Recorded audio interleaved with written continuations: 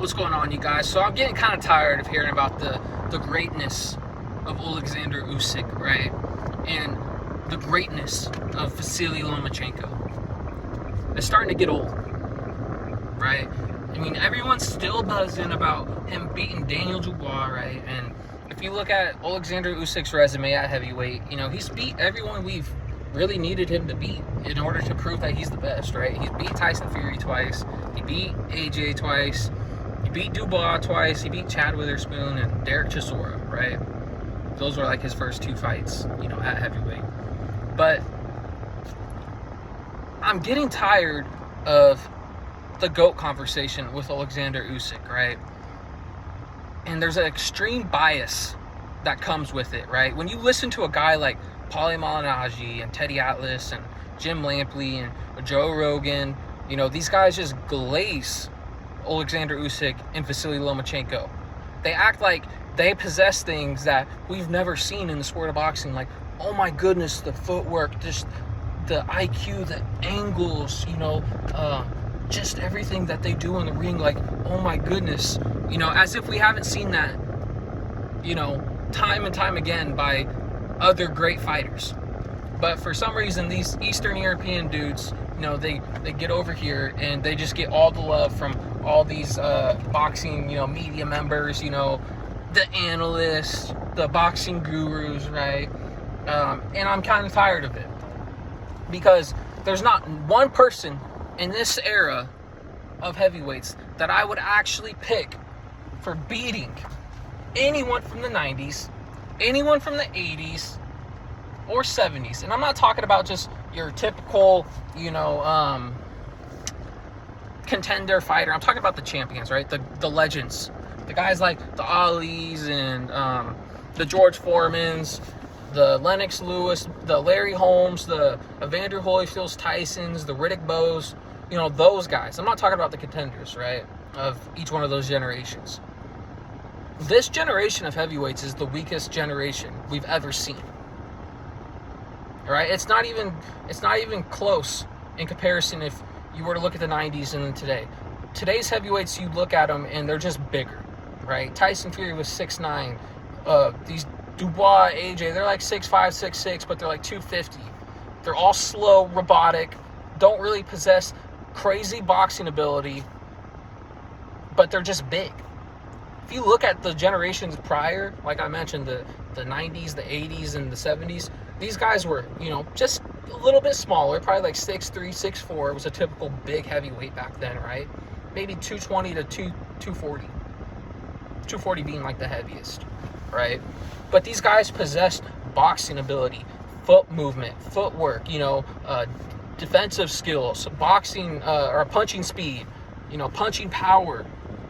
There was more to it with those guys. Not today. I don't see AJ, slipping punches, countering, moving around the ring, and looking slick. Tyson Fury is just a big fat boy that's sloppy, herky-jerky. I don't think anyone from this generation can go, including Alexander Usyk, into the 90s and clean out the 90s. At all. So I'm pretty much telling you that if you put a hypothetical matchup of Alexander Usyk versus any of those dudes, he's getting washed.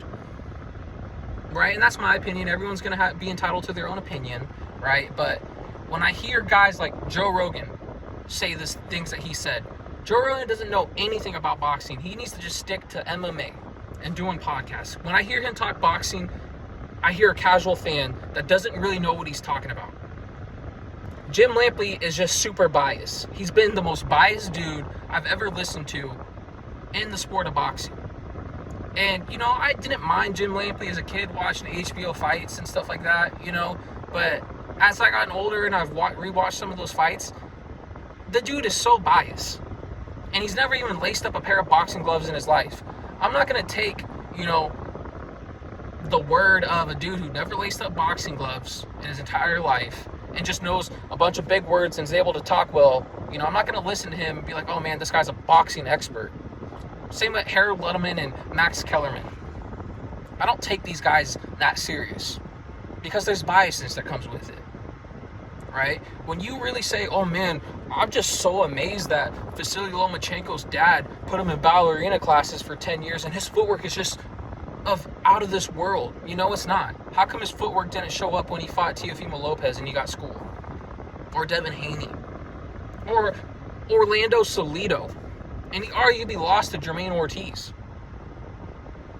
Meanwhile, we actually got guys like Terrence Crawford, right? And Shakur Stevenson. The reason I'm going to bring up those two dudes is right now they have Usyk above Terrence Crawford on the pound-for-pound list, right?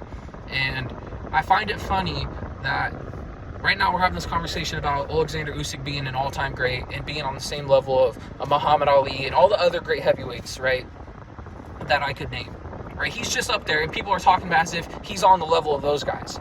But you almost get laughed at or, bashed on for saying Terrence Crawford is on the same level of a Floyd Mayweather or, Sugar Ray Leonard, a Sugar Ray Robinson, Tommy Hearns, so on and so forth. Like, it's crazy to have that opinion, but it's not crazy to have the opinion that Alexander Usyk is on the same level of Muhammad Ali. That's the most biased stuff I've ever heard.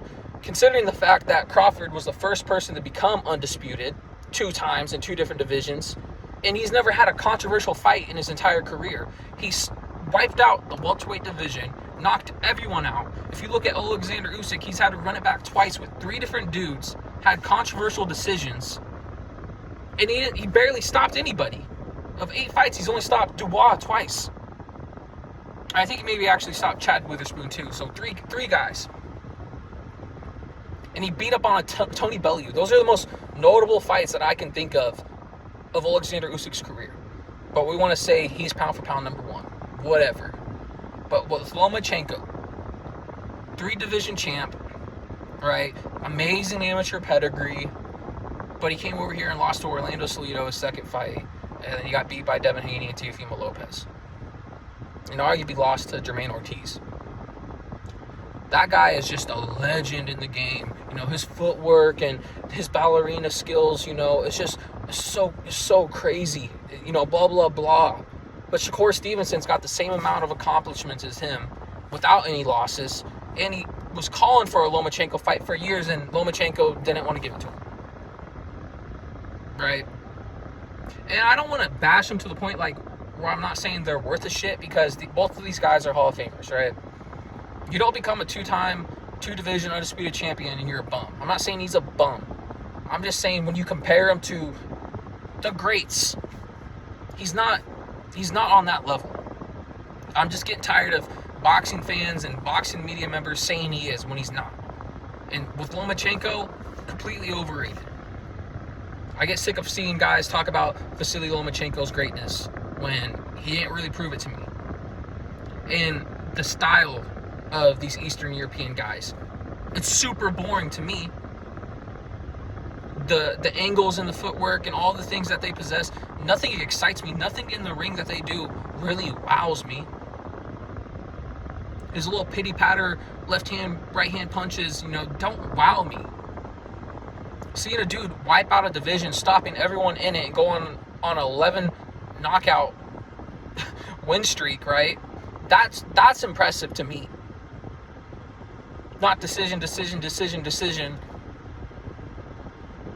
And if you think that's amazing, why don't we give Shakur Stevenson the same props that we give Vasily Lomachenko? All right, it's not like Vasily Lomachenko is this devastating power puncher. Neither is Shakur Stevenson.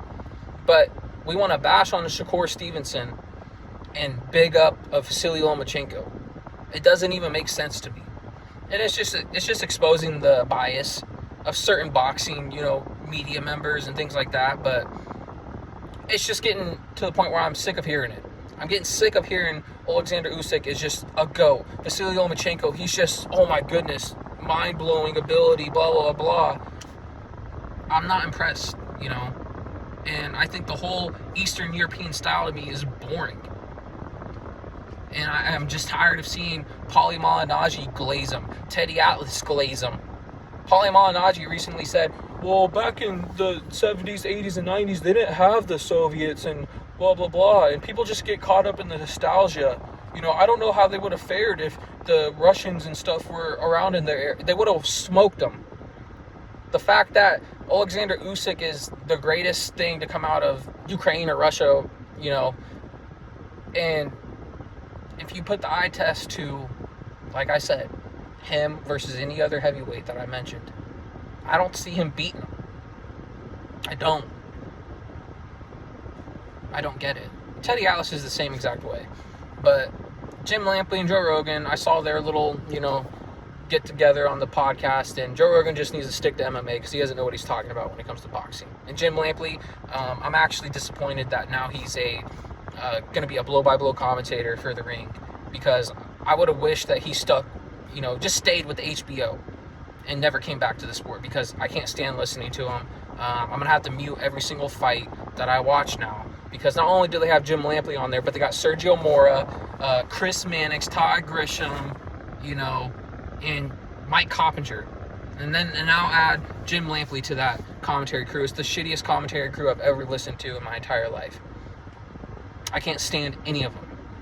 So I'm going to have to mute every single fight now, which is great. But those are my thoughts, man. Let me know if you guys, you know, think Alexander Usyk is a GOAT. You know, and is on the same level of a Muhammad Ali, a Lennox Lewis, you know, Riddick Bowe, and all the Evander Holyfield and all those guys, right? Or just let me know if I'm hating. Hate, like, comment, subscribe.